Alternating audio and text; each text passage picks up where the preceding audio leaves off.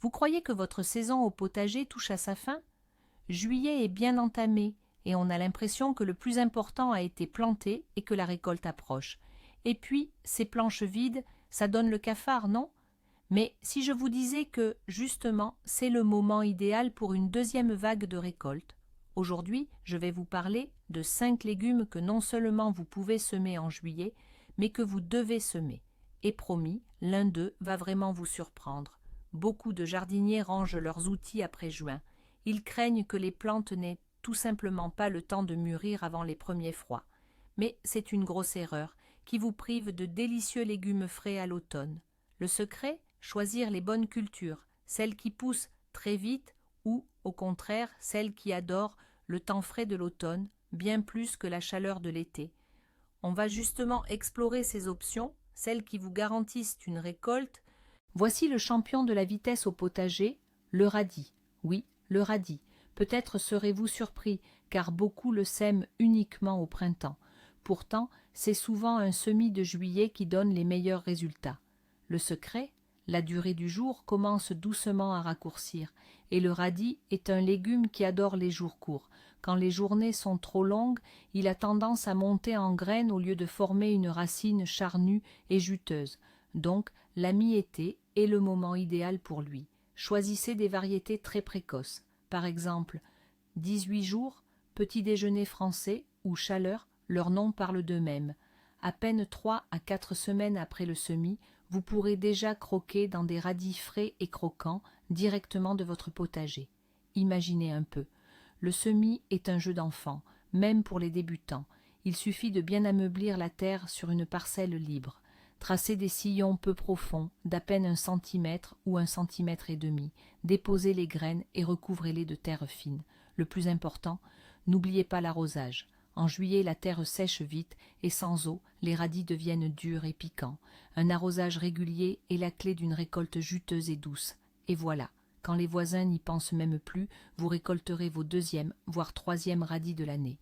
C'est un ajout parfait aux salades estivales, rapide, simple et délicieux. Et si les légumes racines croquants, c'est bien. Les salades fraîches, c'est encore mieux. Viennent donc en deuxième position les salades à feuilles et, bien sûr, la roquette. Beaucoup hésitent à les semer en juillet, de peur qu'elles ne montent rapidement en graines. C'est vrai, mais uniquement pour les variétés paumées, celles qui font une pomme. Pour les salades à couper, les variétés à feuilles, c'est une toute autre affaire. Leur principal avantage, vous n'avez pas besoin d'attendre qu'elles soient complètement développées. Il suffit d'aller au potager et de couper délicatement ou de pincer quelques-unes des feuilles extérieures, les plus grandes.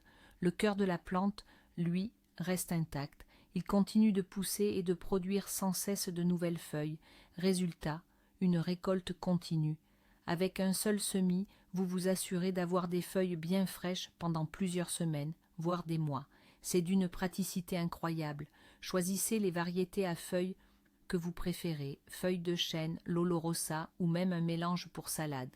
Semez-les peu profonds, à la volée si vous voulez, et recouvrez légèrement de terre. Comme pour les radis, elles ont besoin d'humidité pour que les feuilles restent tendres et sans amertume. S'il fait très chaud, un peu d'ombre leur fera le plus grand bien. Et voilà, vous aurez ainsi toujours sous la main de la verdure ultra fraîche pour un sandwich ou un dîner léger. Et notre troisième vedette du potager d'automne, c'est l'épinard. Et je parie que beaucoup d'entre vous sont un peu surpris, parce qu'on a souvent l'habitude de considérer l'épinard comme une verdure exclusivement printanière. Et il y a une part de vérité là-dedans. Certes, le semis de printemps, c'est une bonne chose, mais la canicule estivale, c'est le principal ennemi de l'épinard. Sous la chaleur et les longues journées, il a tendance à monter très vite en graines, en faisant des hampes florales, et ses feuilles deviennent petites et dures. Mais voici le secret. Un semis, fin juillet ou début août, crée les conditions idéales pour l'épinard. Les jours raccourcissent et les nuits sont plus fraîches. C'est exactement ce qu'il adore.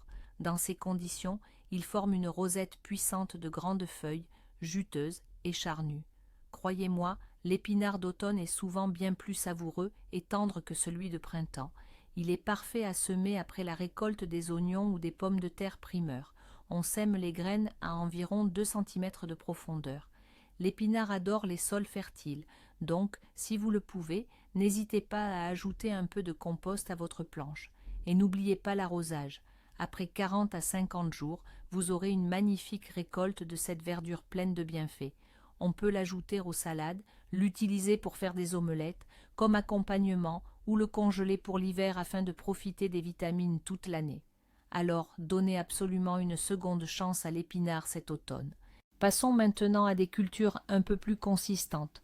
En numéro 4, on retrouve le haricot nain précoce. Et oui, vous avez bien entendu, on peut tout à fait réussir à cultiver des haricots même sur une courte période. Bien sûr, il ne s'agit pas de toutes les variétés, mais uniquement des plus rapides, souvent appelés haricots verts ou haricots mange-tout. Cherchez sur les paquets de graines une mention indiquant une maturité entre 45 et 60 jours. Et surtout, privilégiez les variétés naines, buissonnantes, plutôt que les variétés grimpantes.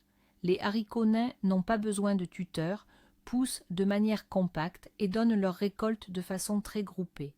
Un semis en juillet est même souvent préférable pour les haricots. C'est une plante qui aime la chaleur, et dans une terre estivale bien réchauffée, les graines lèveront littéralement en quelques jours.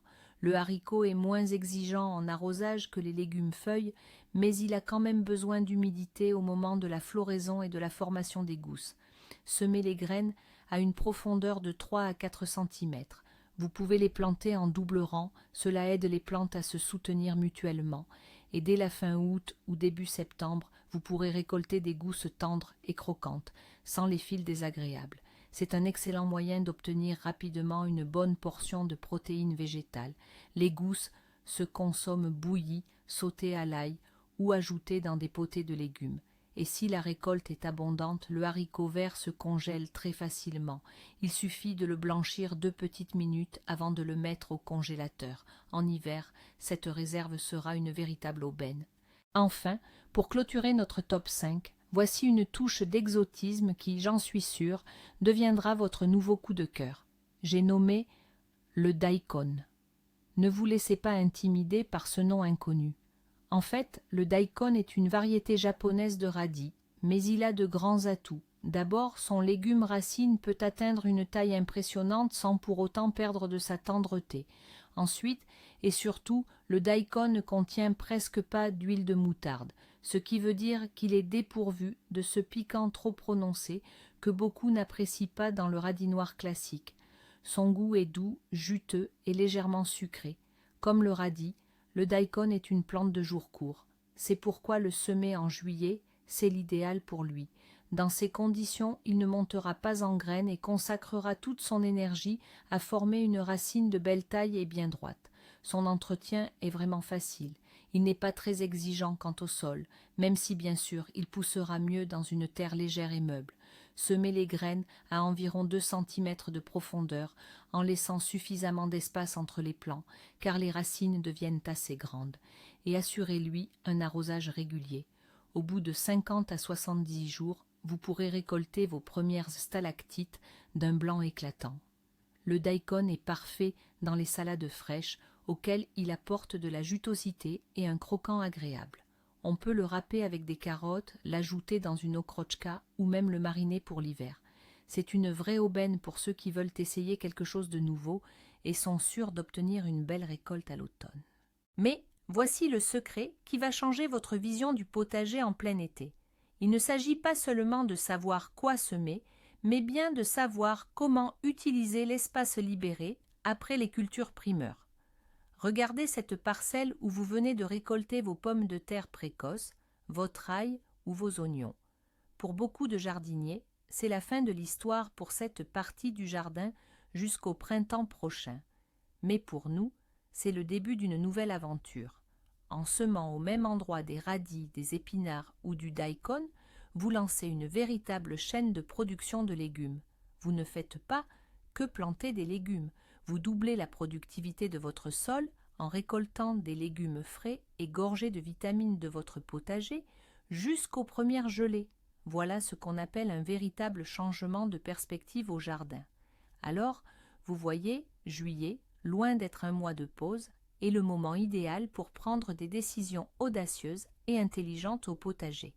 Les légumes à croissance rapide vont vous permettre de prolonger la saison et de savourer des récoltes fraîches tout au long de l'automne. Merci d'avoir regardé cette vidéo jusqu'au bout. Si vous avez appris quelque chose de nouveau et d'utile, laissez un pouce bleu et abonnez-vous à notre chaîne pour ne pas manquer nos prochaines astuces pour le jardin. Et maintenant, une question pour vous. Qu'avez-vous prévu de semer en juillet? Ou peut-être avez-vous vos propres secrets pour obtenir une deuxième récolte? N'hésitez pas à partager votre expérience dans les commentaires,